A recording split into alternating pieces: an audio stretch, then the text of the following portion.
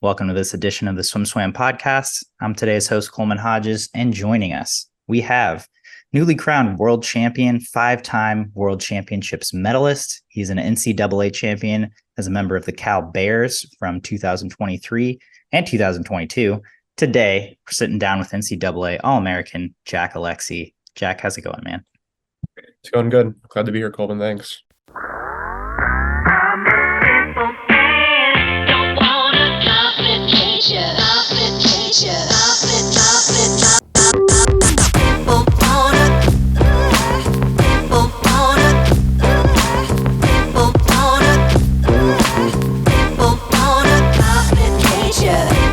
Excited to have you joining us. You just got back to Berkeley today.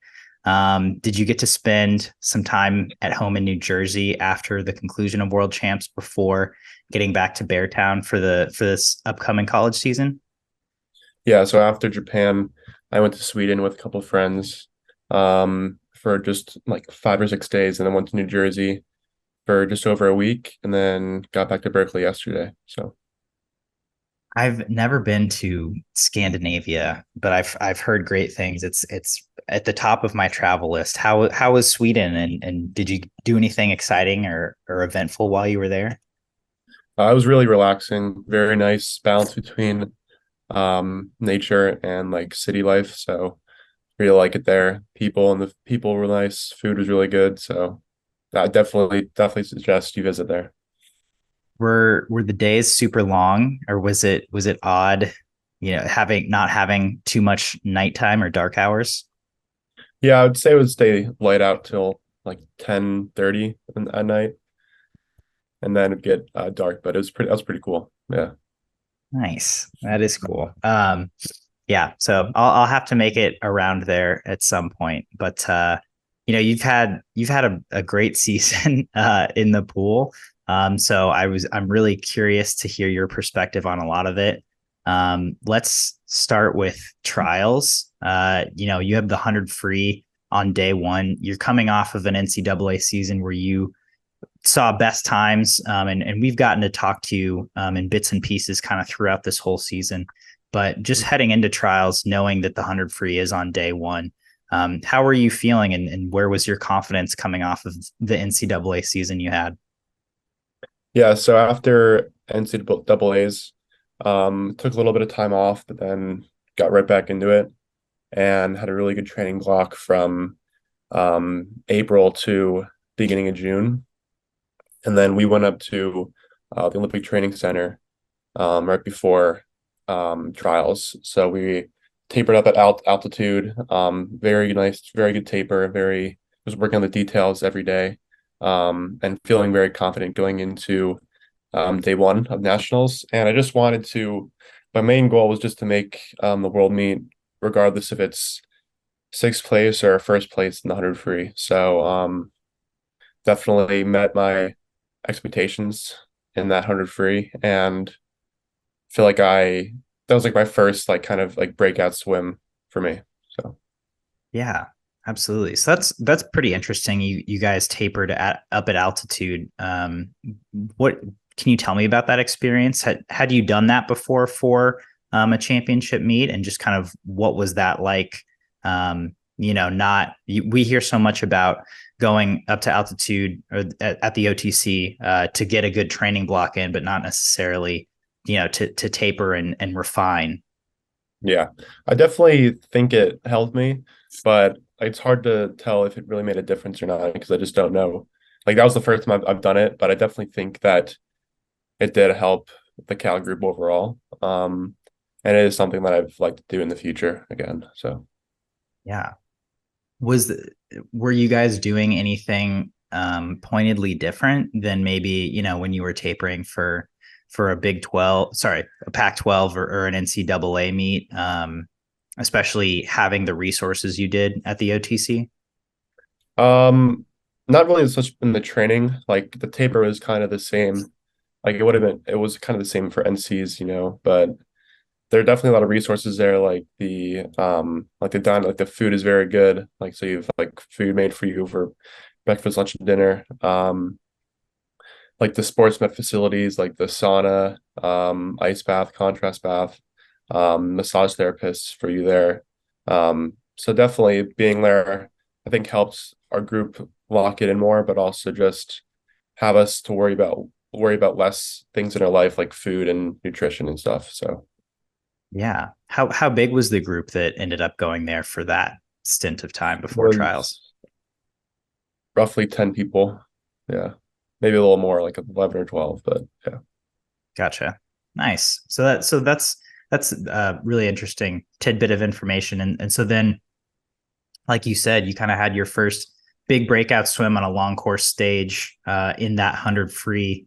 It was a really tight final. It was a fast prelims, but you kind of had Ryan held as that top seed, and he was a few tenths ahead of everyone else. And then in the final, I think there was 5 or 6 guys who were within 2 tenths of each other. It was really Yeah. tight. Top, first through seventh was 3 tenths. Mhm. And so, can you tell me about your race plan? And I mean, I think 100 free final, whether it's a national or international stage, it's always there's always a lot of pressure, at least from my perspective. I've never been in one, but can you Yeah. tell me just kind of your mindset heading into that race and how you feel like you were able to execute your race plan? Yeah. So the big thing for me this past couple months working on that 100 free is having a good race strategy. And that strategy is um, having that for like easy speed on that first 35 meters to 50 meters, and then basically just going light on the legs and then using most of your arms for that first half of the race. Trying to conserve as much energy as you can, but also trying to get a good first 50 split. And then on the 50 wall, that's when the real race kind of starts, and like it's just bring it home whenever you have, and then put your head down the last 10 meters roughly. So um, I knew my plan was going to be going into it because I've practiced it before and I've done it before, so I wasn't really worried about that. But it definitely is nerve-wracking before a big race like that, especially with like the team selection as a factor. But I think one thing that's been really important for me is at those times you have to really channel all the nerves, energy of the environment, and you have to channel all that into adrenaline, but also just execution. Like not overhype yourself, but just be in the moment and dial in that moment, and just like try to execute into your best. So I think that just having that mindset and that process for every race helped a lot. Yeah. Did after the fact, you were out in 22.6, which you were first at the wall by Mhm. just over a tenth. Did that surprise you at all looking back on your race and at your splits? Um, I'm typically out like in the top of the field for the first 50, so I knew I'd be out there. Um, it's just, as I said, it's just all about like at that 50 mark, that's when the real race kind of starts, because like so many people swim it so many different ways, but like it's very important that last 50 obviously is very important. So Yeah. And so then, you were first national title, let alone first world's team. Can you take me through your kind of initial reactions? And also, I think you had a few days off after that. Did you swim anything before the 50 and kind of how you came down after that 100 free reaction? yeah, so I remember during the race, I couldn't really see where I was the last like 25 meters. So I was kind of surprised that I won, and I was surprised that it was very I was like really shocked that it was very close because I couldn't see like where anyone was really. So it was really cool to see so many times like in within 2 tenths. But I was just really just really proud of myself and happy after that race, and I definitely enjoyed a little bit of pride that night. Just like being with my coaches, seeing my parents, seeing my friends and my teammates. It was all kind of just rewarding seeing all the hard work pay off. But I'd have to like tell myself like the meet's not over yet. Like I need to set myself up to do perform my best in the 50. But I did swim the 50 back. I think it was Thursday, I believe. But I got like 11th place, and I scratched finals. I just wanted to get another swim in before the 50. But I thought it was very important to stay on stay on task during that meet and set myself up best for the 50 at the end at the end of the meet. So Yeah. yeah. How do you do that? How did you set yourself up the best way you could? Because that's just again, you did have the 50 back prelim, but 3 days of kind of managing emotions and expectations. I guess it gives you some time to come down from that high of winning the 100 free, but also it seems like to me a longer time to for you to get off track. Yeah, I mean, definitely did take some time to like just process like what happened basically and just kind of like get myself out of that like state of like pure happiness, I'm talking about. So like Yeah. it definitely did take an adjustment period, but um like the next morning and next night I was like ready, like dialed back in. And very important to just, even though like my main goal was accomplished, I still had other goals I wanted to achieve in the next coming days. So I needed to stay on task with my diet, sleep, like process at the pool, like when you're gonna warm down, like if you're gonna get in for this session, not get in for this session, or stay back at the hotel and rest. So very just little things like that. Yeah. Uh, and then, you kind of already met at least one of your goals of making the team. What do you feel like was left for you on the table in the 50 free? Yeah, I knew that um before the race that Ryan was going to be like a strong contender, obviously. And I thought to myself, like, second place is kind of like out in the open. Like, it's 50 free, you never know what's going to happen. Um, and like, I had a pretty good time in the prelims, and I just wanted to try to get my hand on the wall before some other people. And that worked in my favor. And I was really like, after that, I was like really just really shocked because like my 50 is not my strongest race. And I was able to like make the world team in that too. So it was very surprising to me, but also very happy with it too. So Yeah. How would yeah. you say your training is balanced versus, do you feel like it's more focused for the 100, more focused for the 50, kind of an even split? Do you train for the 200 all the time and just not race it? um I'd say it's more 100 speed work like in practice, but I just think that like working 100 speed also works like my 50 speed, my 50 stroke. So I think it's kind of twofold, but um in the past, like leading up to nationals, I was really working on my 100 stroke and my 100 race strategy. And then the 50 was just kind of like extra, like just not much. It's a lot less to worry about than 100 because it's just one lap, rip it. But I definitely think that I need to spend more time focusing on my 50 free details and 50 free stroke in practice. So yeah. Yeah, that's kind of a couple interesting things from that. I guess first of all, do you feel like you have a different 50 stroke versus 100 stroke at the moment, and or is that something that you're going to work on moving into this next season? Yeah, I definitely have a different stroke because like for the 100 I breathe every two, and then the 50 free you're just put your head down the whole race and you don't breathe. So it's like the 50 free is much more like straight arm and like tempo's getting up really fast. But yeah, I definitely think there's a lot of room for improvement, especially in the 50 free for me. Yeah, and then where do you feel like that improvement could come from in terms of details you want to focus on moving forward? Yeah, so my start definitely needs a lot of work just because I watch back like a race or something, and I'll pause at the 15-meter mark and I'll see like how far behind I am just in that first 15 meters. And I basically have to play catch up the whole lap. Um, and I feel like if I can get just a decent start with the field, that'd be a lot easier for me. Or I could just be able to go faster and just go a faster time. So that's definitely something I need to work on.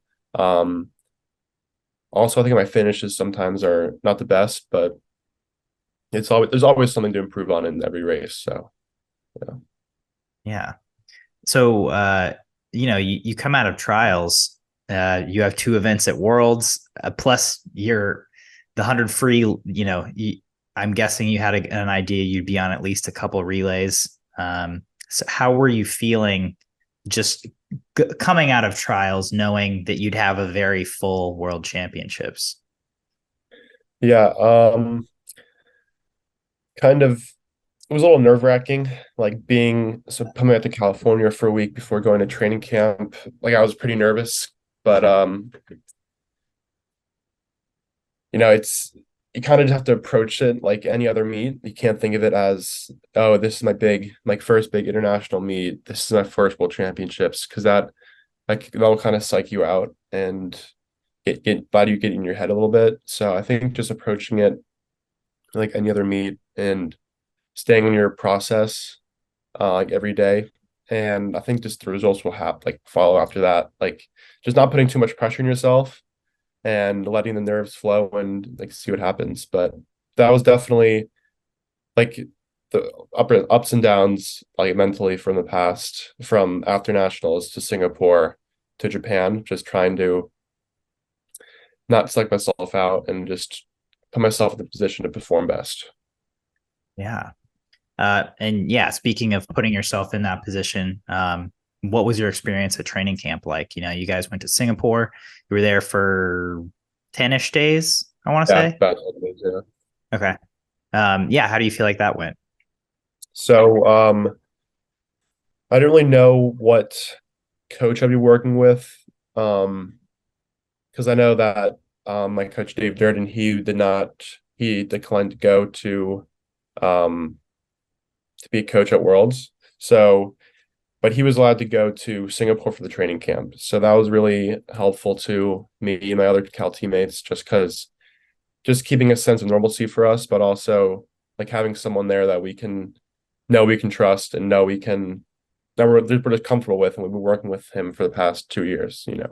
So it was really great having him there, and just really interesting meeting all the new people, like all the new like Team USA, my teammates, but also the coaches and the support staff they have there. Like everyone, like they're clearly there for like the Team USA athletes, like everyone there. Um, and like it was just very cool, like seeing how something like that would work. Um, and it was very just interesting seeing Team USA progress through that camp and get ready to gear up for a race day. So very interesting and cool. Did anyone's process or training style or preparation, as you were saying, stand out to you? Be the coaches, the support staff, the athletes. Like you said, it's kind of your first time being around Yeah. a lot of these people and kind of seeing their preparation for racing at the biggest stage. Yeah, did anyone stand out to you? Um, I wouldn't name anyone specifically out, but there are groups of people. So like it's interesting to me for me to see because I'm a sprint freestyler, and then I look over and I see like the Sandpiper girls doing like 7,000 yards in like a taper practice, and I'm like, all right, like I can never imagine doing that. And then I see like the ASU group, like Chase Kayla with Bob, like doing like 4 a.m. pace, and I'm over there like I'm like tapering to my 50 free, 100 free, and I'm just doing some drill work and like kicking. But shoot, what else was the question? Yeah, just Sorry. what stood out to you, or what yeah, what stuck in your mind is like, wow, like this is really impressive, or just surprising on how they prepare. Yeah, so I feel like everyone in the elite swimming, like on each team, they have like during taper, they suit up a lot during practice, and they do a lot of suited efforts. So that was very common theme throughout the training camp. Like almost every day, there'd be someone suiting up to do a training set or a training effort, and it's pretty cool, like being in that environment and seeing some of the fastest in the country, like do like a suited set like that. And it's kind of cool because like I was also doing it, so it was really really cool being a part of it. So it was really awesome. What were your suited efforts like? Um, so I did 100 free, but instead of 100 free, but you would basically build the first 50. So just kind of cruising the first 25 and then opening up a little bit, and then the back end letting it rip, and trying to get under 25 seconds for that back half 50. And then just a bunch of like dive 25s working my 50 freestyle breakout, but also my 100 freestyle breakout.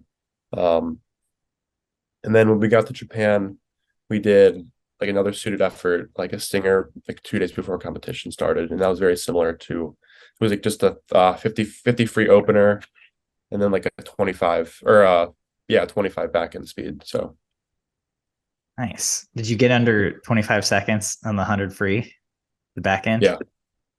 Nice. Um, so yeah, so you get through training camp.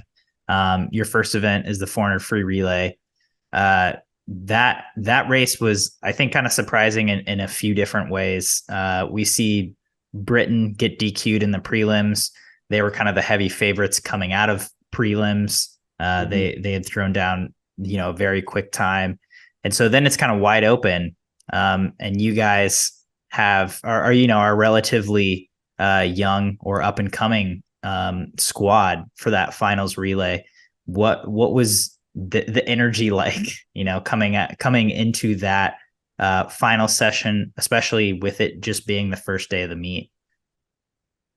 Yeah, so that was definitely the most nerve-wracking race for me, because just it was my first race at that like kind of international stage, and it's also um like a relay swim. So you're not just gonna, you can't just swim for yourself, you have to swim for your teammates and your other teams. So it's very, wasn't trying to suck myself out or anything, but you kind of have to like realize that that relay has been like, there's been a standard of excellence in that relay for Team USA for I don't know how many years, but like that is Team USA's relay. But it's kind of hard to do that when you have like three out of four people in the team are rookies. And I think for that, like even that fact, like I think that's like awesome for us, like that 3 out of 4 people on that team, that's their first international um race, and they're definitely going to be around next year, next couple of years, so I think that's very exciting for Team USA. But also just really awesome to like rock out of that ready room with my teammates next to me wearing the Team USA gear and Team USA cap, and just really feel what it is, like that honor, like walking on deck before that race. So just truly an honor being on that relay. Yeah. How for you personally, is it different swimming 100 free individually versus swimming it from a relay, just in terms of your race plan or how you're pacing yourself? No, it's the same kind of strategy. Yeah. Gotcha. So yeah, I mean, you guys are in a bronze in a very tight finish. You get your first World Championships hardware, and then forgive me if you had a relay before this, but I want to skip to the 100 free individually. Can you take me through prelims, semis, and finals of that, especially with the can you explain the start in the semifinal and how you still were able to make it through to that final? Yeah. So um I didn't really know what I was going to expect from my prelim swim, but I knew I was in the last heat. I just wanted to make semifinals. Um, and I had a pretty nice time. I dropped like 0.05 or something. I was 47.6. And I was feeling really confident after that race because I wasn't too tired. And I knew there's a lot more in the tank there. So really happy with that spot going into semifinals. And then, I mean, I had the same preparation process going into semifinals. Um, and I was feeling really good for the race. And like I just don't know what happened like on the start, but I just went in crooked and my hands completely separated during streamline, so I couldn't lost all my momentum in the water. Um, And then my body and mind just kind of went into panic mode. I was like, I can't believe I just did that, but like gotta get going now and try to catch up. So I was really surprised. Well, I finished the race and I was kind of like, damn, like I blew that. Like that was my shot. I just blew it. And I walked back to like off deck past the cameras and everything. And I stayed to watch the second heat. And I was just like, I was at the 50 mark of the semifinal too. I was like, it's not looking good for me. I was really doubtful. And then I think I barely made it in by zero point zero 0.02 seconds. Yeah. So I was just feeling really like just fortunate to make that final, even with that slip up for me. Um, and just relieved that like because I knew I had like a lot more to show, a lot more time to drop in that race, and I just didn't want it to end like that in that semifinal race. So I was just happy to get a second shot at that final. And then I did a few starts and warmed down after that. Did a few starts the next day in my prelims or my in the morning session I had off, so it was pretty nice.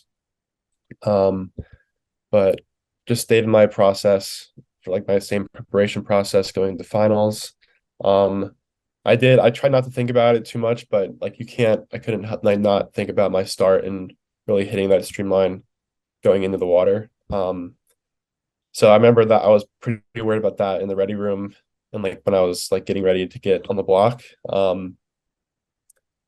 But also pretty nerve-wracking. It was my first final, but I was pretty excited to see what's going to happen because I was in lane 8.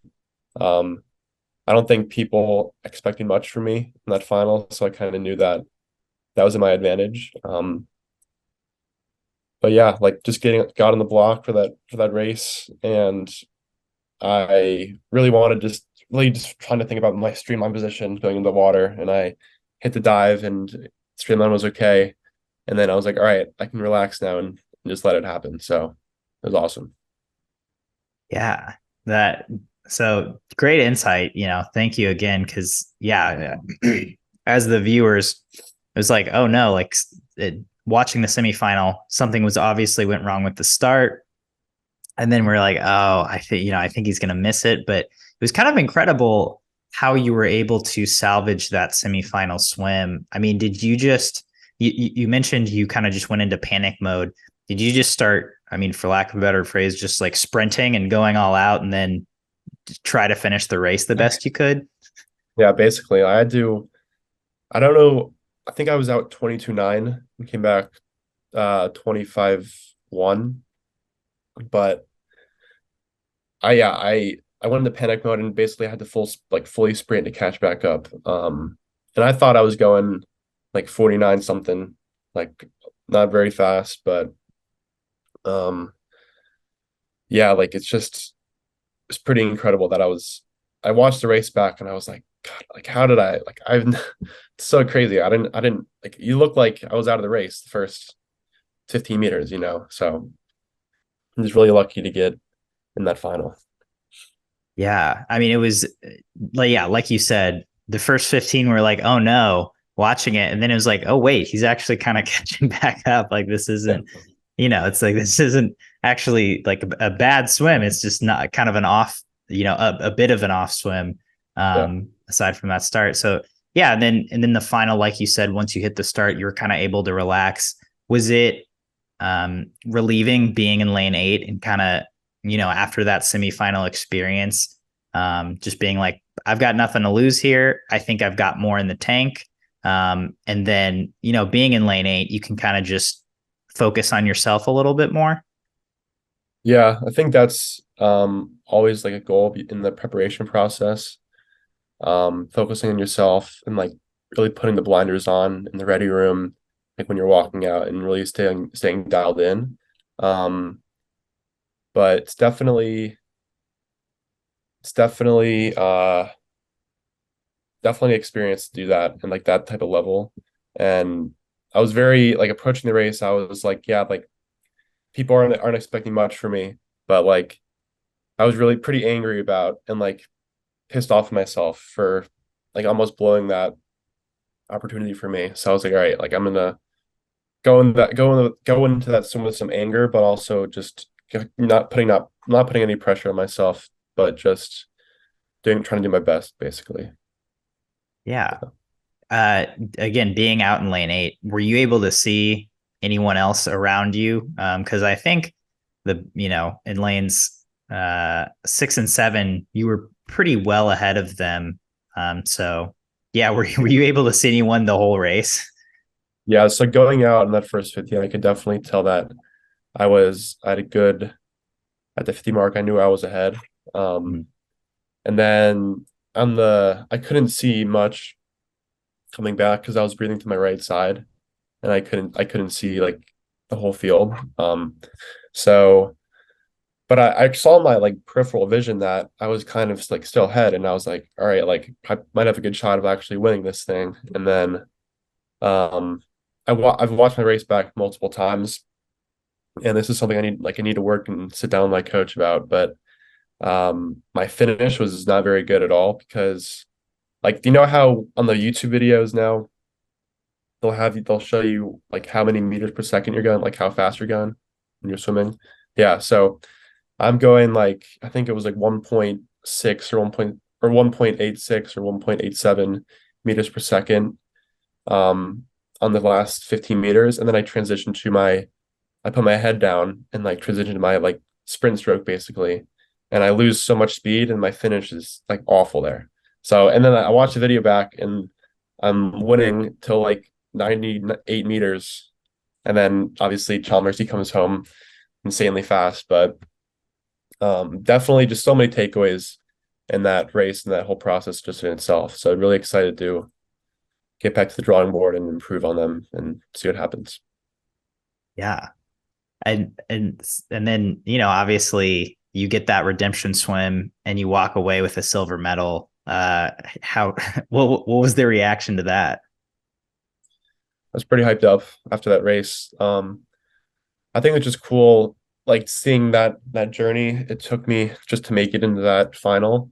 But also just like the path that I've been on the past few months. I think I've proved a lot to myself and a lot to other people. But I was just really happy that I could perform at my best and represent Team USA at that level, um, and make my family proud, uh, my country proud, and my team college team proud. So just really grateful in that moment. Yeah. Did you were 47:31 to win that silver medal. Did you have a goal time at all for yourself during this season, or coming into that meet, or at any point in this long course season? Yeah. So before trials, I just wanted to go 47, like 47 at like 9 or 47 anything, because I knew that was definitely within my capabilities.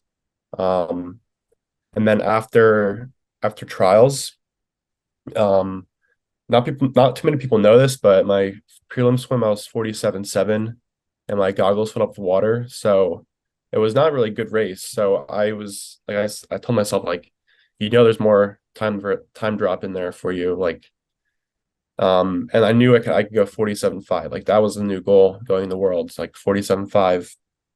That's the new goal. That's the realistic goal you can do. But I think it's very important um that I don't put like you can people like I can have a goal time, but don't get that confused with like or me putting a limit on myself for anything. So I knew that there was a goal, but I knew that I could surpass that goal too. Um, and that was kind of cool seeing that happen and making like just proving that to myself that I had a lot more in there. And it's just all cool to see and see unfold. So Yeah, absolutely. I hear more and more swimmers using that kind of language, not wanting to put limits on themselves, and like you said, having a goal, but not confusing that with a limitation. And I really appreciate that becoming more of a common trend, because yeah, it's like I think often in the past people would associate a goal with like a ceiling. And Yeah. it's great to not give yourself those ceilings or limitations and say, well, I'd like to be here, but who knows? Maybe I can be even better. Yep. Um, Exactly. yeah. And so then heading into the 50, again, similar to trials, you have a good 100 freestyle. You kind of meet a goal. You made the team in trials. You medaled. You made the final at World Champs and then ended up medaling. So how are you feeling heading into that 50 free? Again, knowing, I guess just with the field that you had in that final, just so many heavy hitters internationally some of which who are a lot more focused on that shorter event. Yeah. So after the 100 free that night, I remember the 50 free prelims were the next morning. So I had to do, I had to try really hard to just kind of bring myself back to the moment and back to my process and like staying prepared for the next, trying to be prepared for the next morning. Um, I was still pretty amped up that night after like finishing or getting out of the facility. But ate dinner, tried to relax. I think I didn't sleep till like 2 or 3 a.m. that night just because I had so much adrenaline running through my body and so much caffeine. Just still amped up, But I just wanted to get past that prelim swim and just get in the semifinal, and then I could take some time to like look back and just reflect on what happened. But also just it was really cool coming in and just I had really no pressure for myself and no expectations for that 50 free. Um, and I think that helped me a lot. Just like I didn't drop that much time, but I was able to race and do well in the prelim, semifinal, and final. Um, and as you said, like there are other guys out there that strictly train just for the 50 in that shorter event. And I knew that Cam McAvoy, he would be like going in the final, I knew that Cam McAvoy, he'd be the strong favorite. And he's most likely going to go 21 low again, as he did in the semifinal and prelim swim. Um, and I knew that like the second place and third place were kind of like up for grabs. It's 53, you never know what's going to happen. Um, so I was just really happy to get my hand on the wall for second place. And it was also just really fun racing those guys because the 50 free is really fun. I go in there with no like no nervousness or anything. It's just kind of getting up and getting going and seeing what happens. So Yeah. I mean, obviously you got a little bit faster from prelims to semis to finals. But do you think there was one of those race strategy and detail wise that you executed better than the others? And if so, how? um I think that for my race strategy in that race, well, it was just to try to get a decent line off the dive and then stay shallow and then get up swimming as soon as you can because I'm faster above the water than I am below the water. So um I think just the strategy is getting up shallow off the start and maybe taking like 2 cycles before the 15-meter mark and then get going. And then I knew that I was gonna be slightly behind on that start just because those guys have some of the best starts in the world, and my starts aren't that great. Not yet, honestly, but we'll uh we'll get back to working on that. But I knew that I'm gonna have to come back and swim from behind again, like I did at nationals and the prelim swim and semifinal swim. Um, and I couldn't really see where I was honestly in the race, but really surprised that I got second and surprised that um with my time and just really happy. So Yeah. And then to close the meet, you got to anchor that 400 medley relay with two Cal teammates and two New Jersey swimmers. It was just kind of a cool relay. yeah, And I mean, you guys were exceedingly dominant. It was a championship record. You won by nearly 2 seconds. Um, Everyone threw down, extremely solid splits. What was can you give me the vibe in the ready room for Team USA before that one? Yeah, so no one really said it, but I think it was kind of expected for us on our within our like our relay members, like between Murph, Dare, Nick, and myself. No one said it, but I think we were expecting to win, and like I think we were like we need. I feel like we all needed to win for Team USA and for that relay, just because I think Murph said it the best. Like swimming is a short memory sport, and we're gonna take this our last swim from that race into the next 12 months. And I think it was really important for us to end that race or that meet with a gold medal for Team USA. Um, and also it was my favorite race by far throughout the whole week, just because it was with my Cal teammates and my guys from New Jersey. It was just really cool ending the meet in that way. And the ready room, it was pretty intense in that ready room before the race because there was so many like you never know what's going to happen in a relay, So it's really important to stay like put your blinders on in that moment and try to stay in your process. But it's pretty easy to be confident in that moment when you look to your like next to you and you see Ryan Murphy, Nick Fink, and Dry Rose being on your relay team. So it was pretty awesome seeing that. And then watching it happen, like I knew everyone was going to kill it, but you know, they gave me a really big lead going into my freestyle leg, and I think I could have been a little bit faster on that and get into that 47 mark, but um, really happy that I was able to just do my job in that relay and bring home a gold for Team USA. Yeah. Yeah. I mean, it's, it was pretty cool having all four members of that relay medal in that their individual hundreds of that stroke.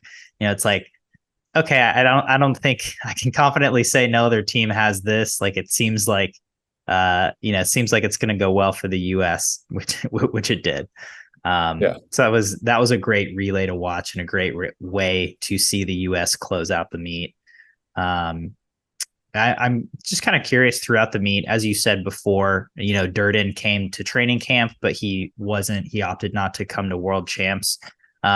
Did you have kind of a primary coach throughout the meet that you would touch base with or, check in with on site throughout the 8 days?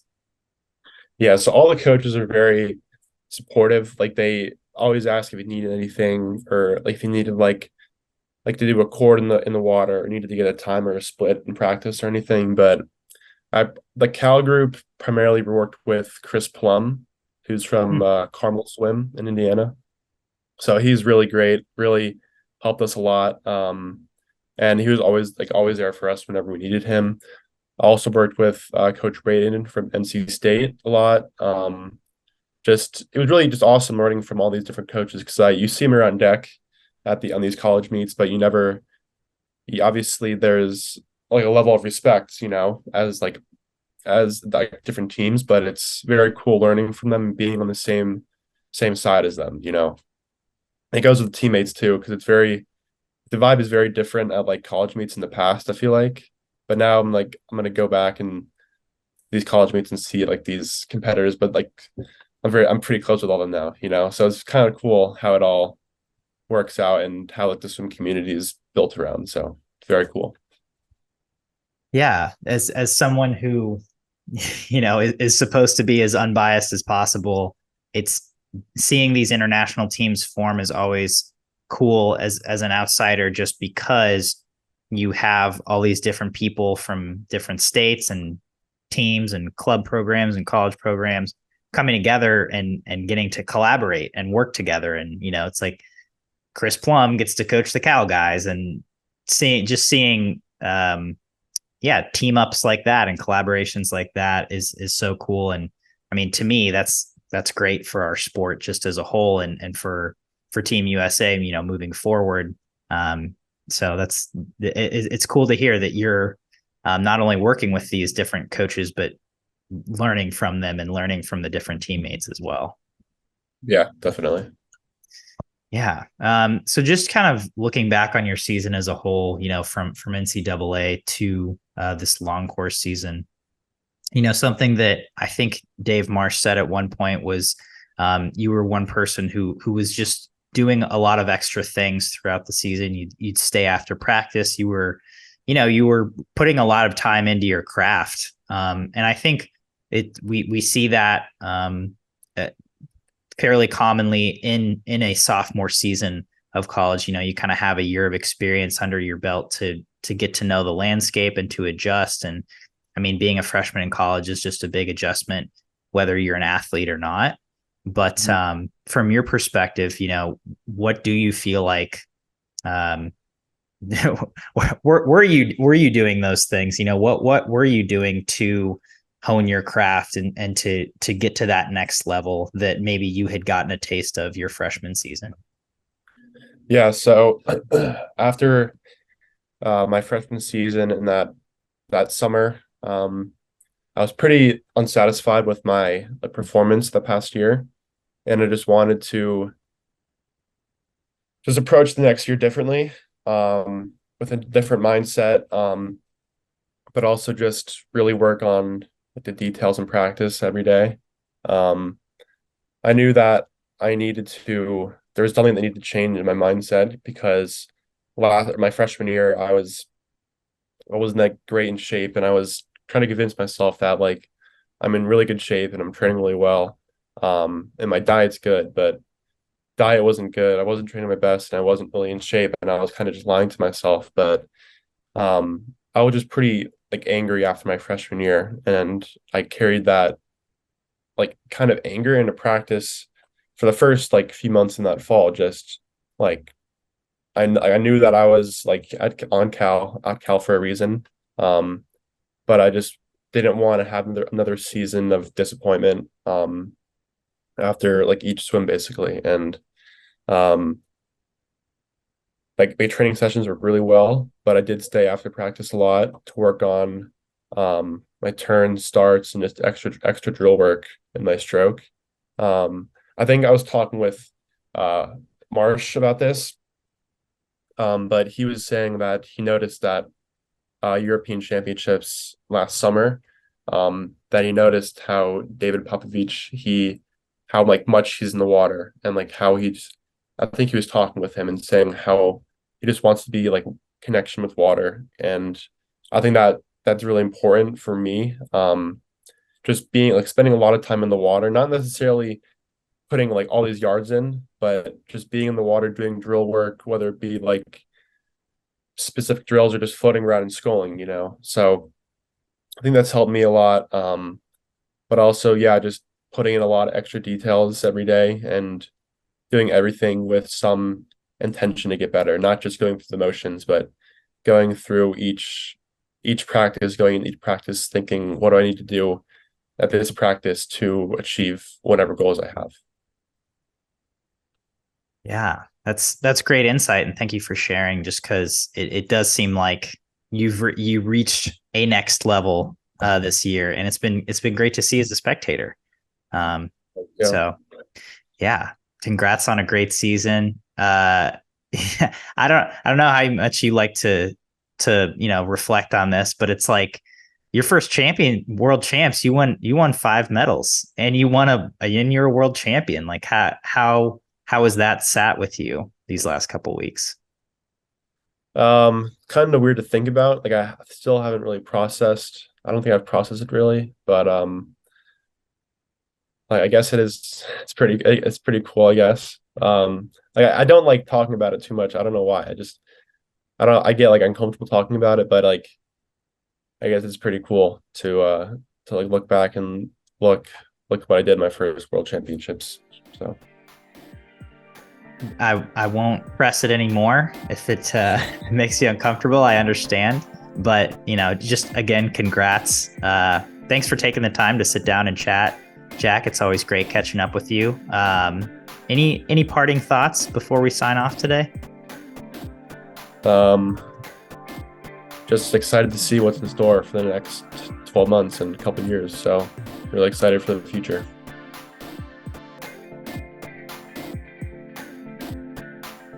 You've been listening to the SwimSwam podcast. Stay tuned for new episodes every week.